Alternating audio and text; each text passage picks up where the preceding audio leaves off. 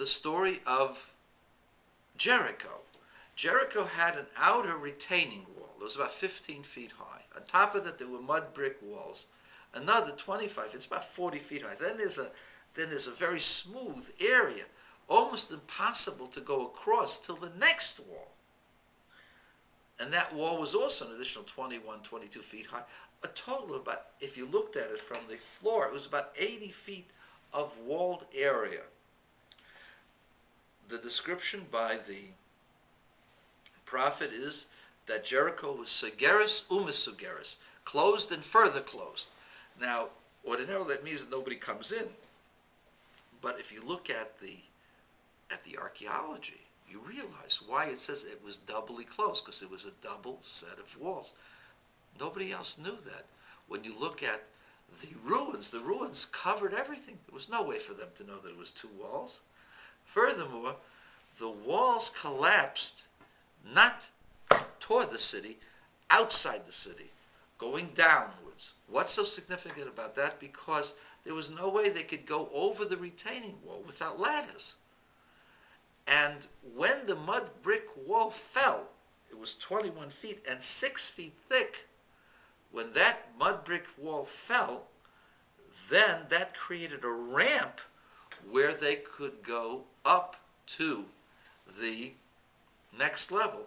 And the next level wall also collapsed outside, not to the inside, and that allowed them, like a ladder, to go from rock to rock into the city, because it was a very smooth and very steep plane, like 35-degree plane, to get up to the inner city and to take out the king and all the major institutions that were there. Another interesting thing that happened in the dig is they discovered a couple of houses that were intact, that did not collapse. After all of those years, after all of the ruins, after all the destruction, there were still houses that did not collapse in the lower part of the city. Guess what? There were houses that did not collapse. It was the house of Rachav. Rachav the harlot, who saved the spies. She was told that she would remain with her family.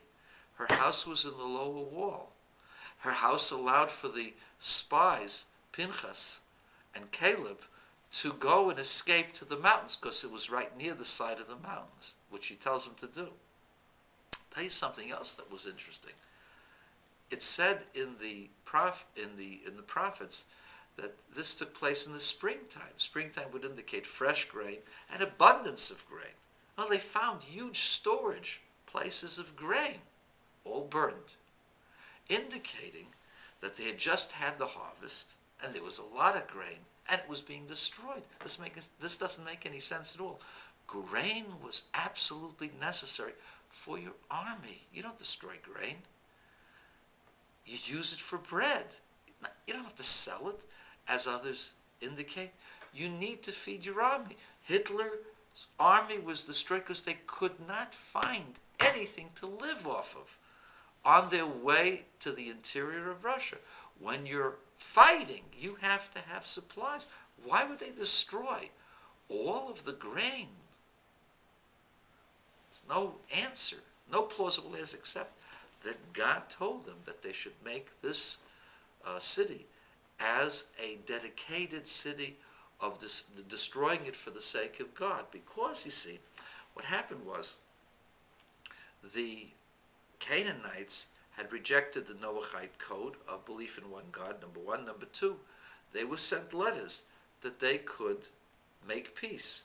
If they didn't want to make peace, they could leave. Those that chose to stay were going to be fighting to the death. And so these people in Jericho chose to stay. I understand, where were they going to go? But they could have gone with their grain, or they could have made peace as the Gibeonites did. They were given alternatives, they were given opportunity. Listen, the Israelites are coming with a huge force. Why would they oppose them? The answer is they were opposed to the belief in one God, and they refused to accept the belief in one God, because when you have polytheism, when you have multiple gods, you can make it up as you want to go. You can make up the rules as you want to go. You can change things the way you would like them. A single God implies a code of law that you cannot transgress upon. You can't say that today this God wants you to do this and tomorrow the God wants you to do something else. Because there's another God that's in charge. When there's one God, there's one law. They didn't want to follow one law. And so therefore, this place was a place of rebellion against God, had to be made as an example of destruction for the sake of God. They weren't supposed to take any benefit from the things that were in. That's why they destroyed the grain, even though it ran contrary to common sense.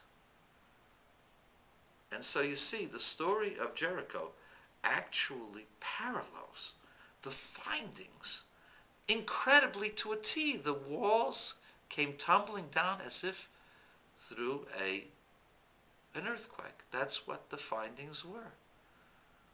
And it takes place about 40 years after the Ipuwer papyrus, incredibly. And it's quite conceivable that the Egyptologists got it wrong as far as the end of the 6th dynasty is concerned. And the 6th dynasty ends around the year the 1600s, 1590, whatever it is. And the people of Israel enter in the end of the 16th or the middle of the 16th century before the Common Era, and they enter the land of Israel. Well, Rabbi, what do you do about all of the Seder Olam? Well, Seder Olam is a very learned attempt to put everything in exact order.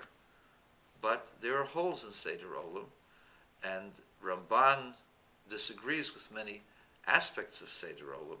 Seder Olam is not one of the 13 principles, and therefore is not something that we have to be concerned with. We talk about the Exodus. You say that there is no evidence for the Exodus. There's absolute evidence for the Exodus. There's absolute evidence as to who the Pharaoh was. There's absolute evidence that the people of Israel conquered Jericho. The only problem that you have is because of the calendar. Don't be married to the calendar. Calendars don't count. There were no calendars at the time. There's no recorded newspaper that tells you when it happened.